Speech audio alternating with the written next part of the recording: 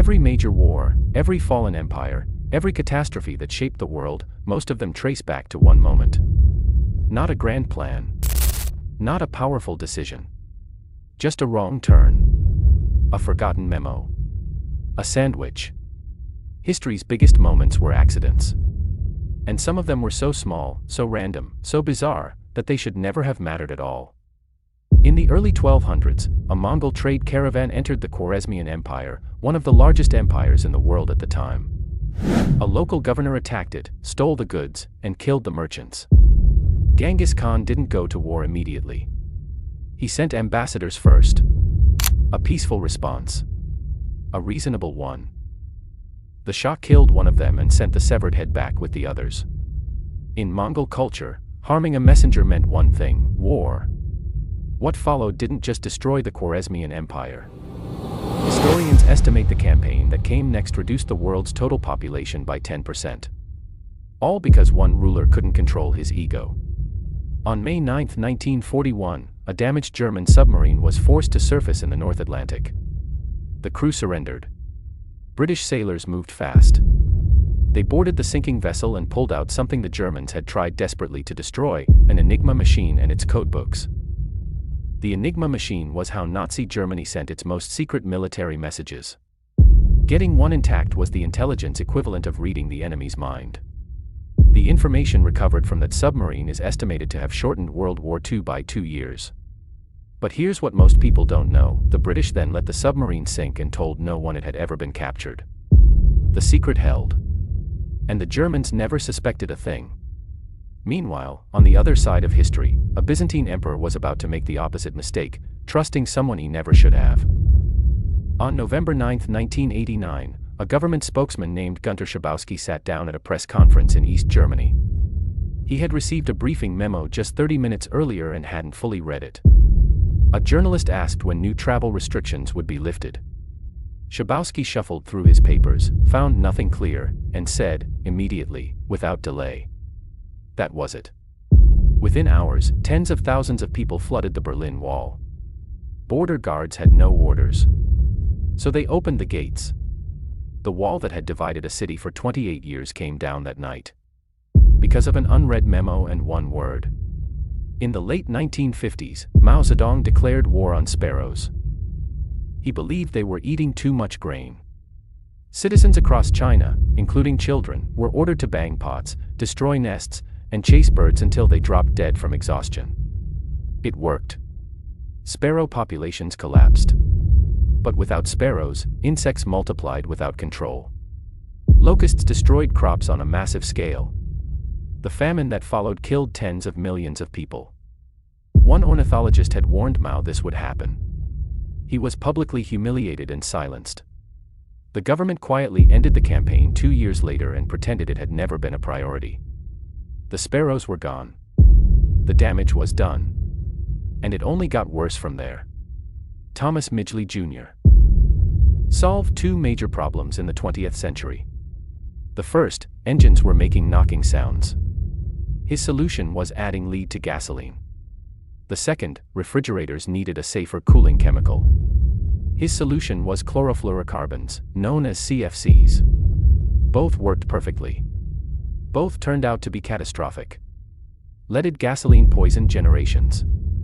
CFCs tore a hole in the ozone layer. One historian called him the most dangerous inventor in human history.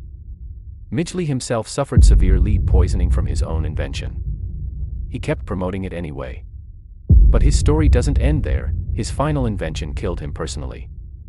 October 25, 1962. The height of the Cuban Missile Crisis. At a U.S. military base, a guard spotted a figure climbing the security fence.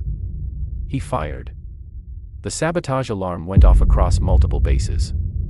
At one base in Wisconsin, a wiring error triggered the wrong alarm entirely, the signal telling nuclear-armed fighter jets to launch. The pilots were on high alert. They had been told there would be no drills. So when the signal came, they believed World War III had started. Jets rolled toward the runway. An officer jumped into a car and raced to stop them. He made it. Barely. The figure climbing the fence was a bear. On that same night, a US spy plane accidentally entered Soviet airspace and a missile was mistakenly launched in a test facility. 3 separate nuclear accidents. One night. None of them made headlines. In 1452, an engineer named Orban approached the Byzantine emperor with an offer: he could build a cannon unlike anything that existed. The empire was broke. They turned him down. Orban walked directly to the Ottoman Sultan Memo II, who gave him unlimited resources.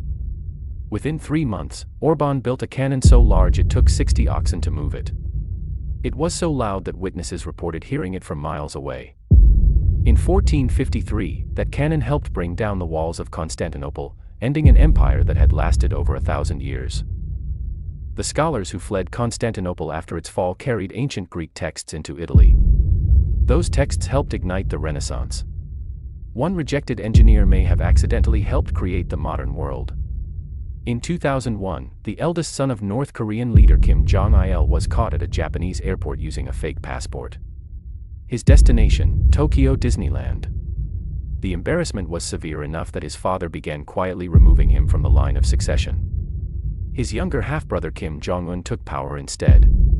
The man who almost ruled North Korea spent his remaining years in exile, giving interviews and living openly.